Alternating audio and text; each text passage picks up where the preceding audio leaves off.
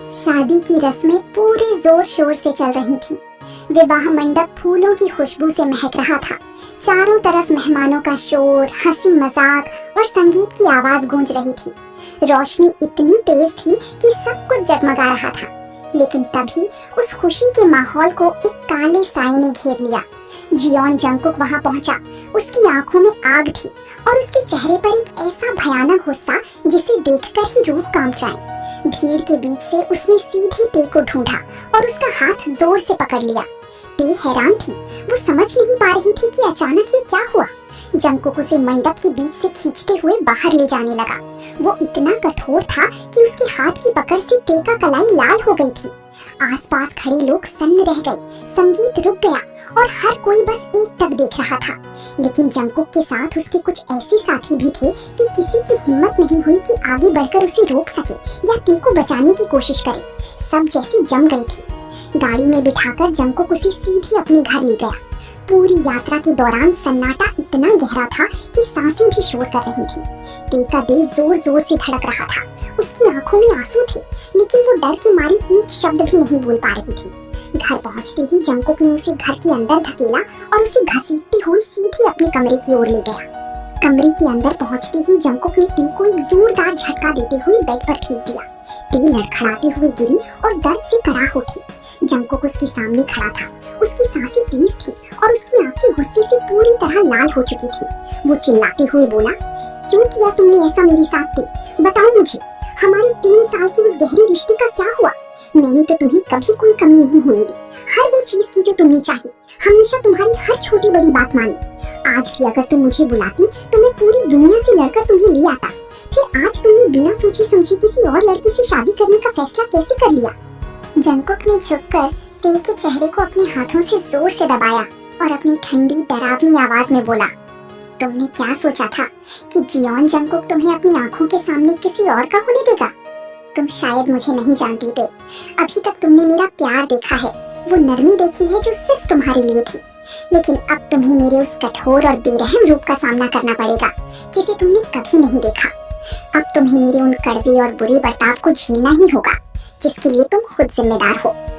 इतना कहकर जंगकुक ने ते की तरफ एक आखिरी नजर डाली, नफरत और प्यार के मिश्रण से भरी हुई, और फिर बाहर निकल गया। उसने कमरे का दरवाजा जोर से बंद किया और बाहर से ताला लगा दिया। कमरे में अब सिर्फ सन्नाटा था और ते की दबी हुई सिसकियां। वो बेड पर दुबक कर रोने लगी।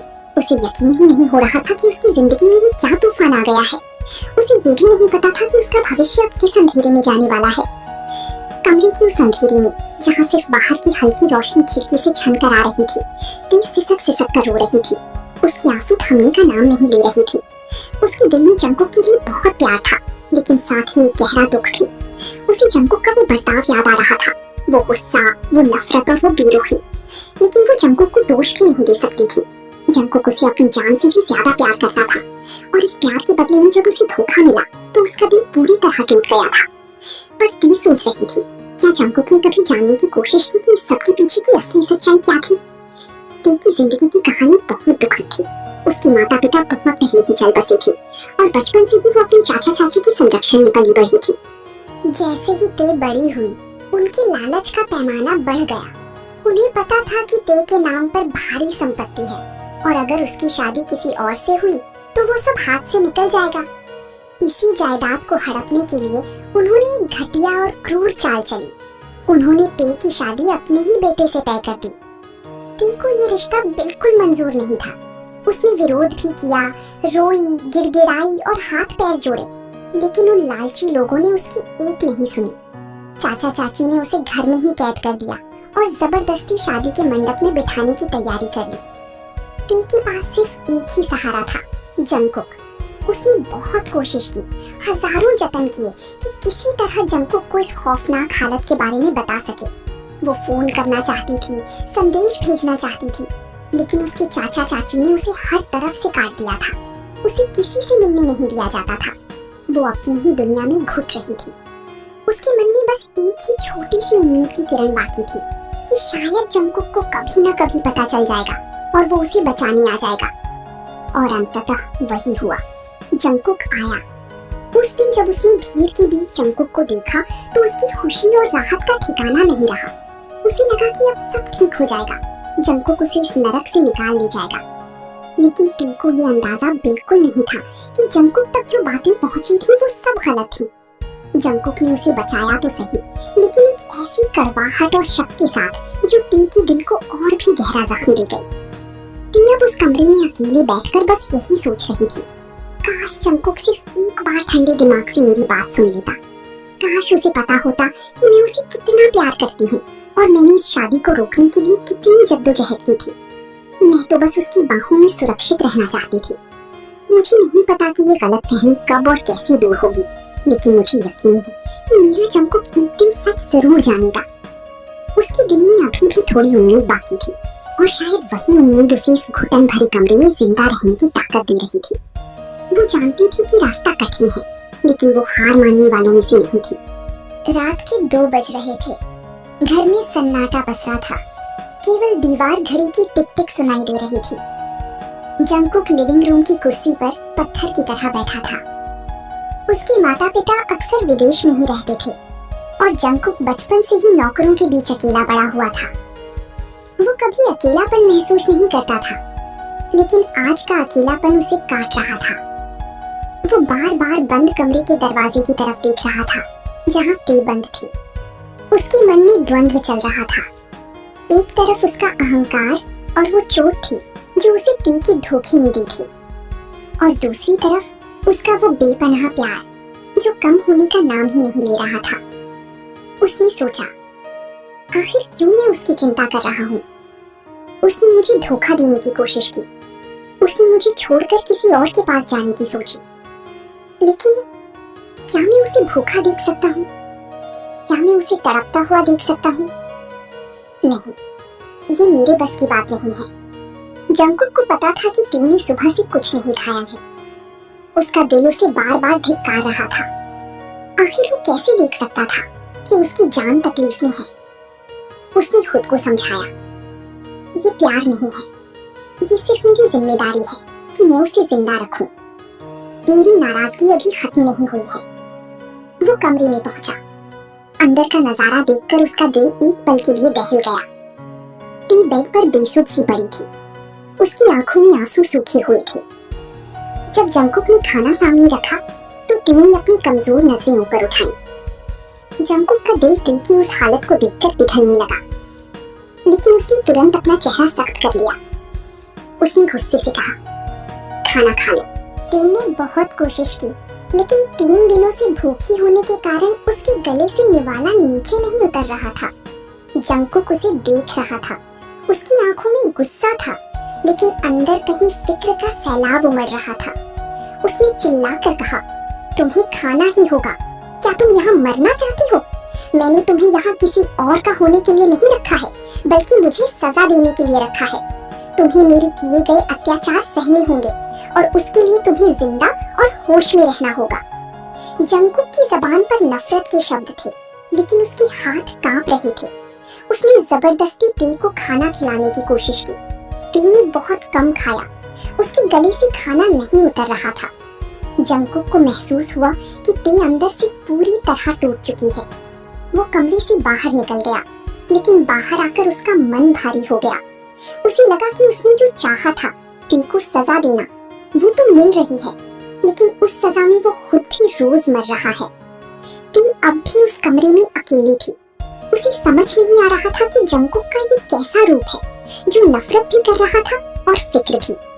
उसका दिल अभी भी जंकुक के लिए धड़क रहा था, भले ही वो उसे इस तरह से देख रहा था। कुछ दिन ऐसे ही गुजरे। जंकुक को अपने परिवार के बिजनेस की पूरी जिम्मेदारी संभालनी पड़ती थी, क्योंकि उसके माता पिता विदेश में थे। वो दिन भर काम में व्यस्त रहता, लेकिन उसका मन हमेशा घर पर उस बंद कमरे में ही लगा रहता था। एक दिन अचानक घर की कॉलिंग बेल बजी। टी ने जब दरवाजा खोला तो वो सन रह गई। सामने बुकुम खड़ा था, वही लड़का जिसके साथ उसके चाचा ने उसकी शादी तय की थी। टी का दिल जोरों से धड़कने लगा।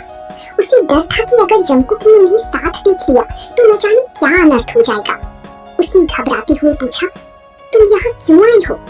बुकुम ने शांति से जवाब दिया, टी, मैं तुमसे बस कुछ बात करना चाहता था।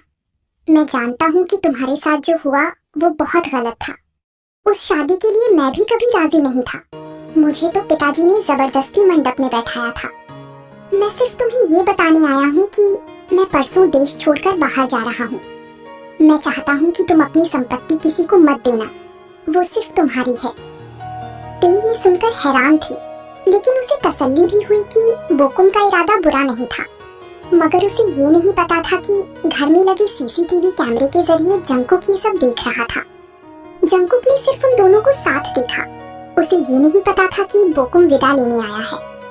उसके दिमाग में पुरानी नफरत और शक का जहर फिर से घुल गया। उसे लगा कि ते अभी भी उसे धोखा दे रही है। जंकुक गुस्से में आग बबूला होकर घर पहुंचा। ते को देखते ही उसने बिना कुछ सोचे समझे एक जोरदार थप्पड़ उसके गाल पर जड़ दिया। थप्पड़ इतना तेज था कि ते सीधी फर्श पर गिर पड़ी। जंकुक चिल्लाया, मैं तुम्हें माफ करने की कोशिश कर रहा था और तुम फिर से उसी के साथ मिलकर मुझे धोखा दे रही हो। क्या तुम्हें मेरी जिंदगी में रहने का कोई हक नहीं है? अगर तुम्हें वही लड़का पसंद है तो मेरे घर से चली जाओ। ते दर्द से कराहती हुई सफाई देने की कोशिश कर रही थी। नहीं जंकुक, तुम गलत समझ रही हो, वो तो बस। लेकिन जंकुक गुस्से में पूरी तरह अपना आपा खो चुका था। उसने एक और थप्पड़ मारा और चिल्लाया, चुप हो जाओ, मैं तुम्हारी कोई बात नहीं सुनना चाहता। थोड़ी देर बाद जब जंकुक का गुस्सा कुछ कम हुआ और उसे एहसास हुआ कि उसने अपनी जान पर हाथ उठाया है, तो वो वहाँ से हताशा में बाहर निकल गया। ते फर्श पर पड़ी पड़ी रोती रही।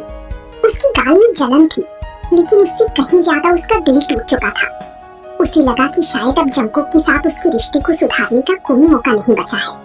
उस रात जंकुक घर बहुत देर से लौटा। उसके मन में दिन की उस घटना का भारी पछतावा था।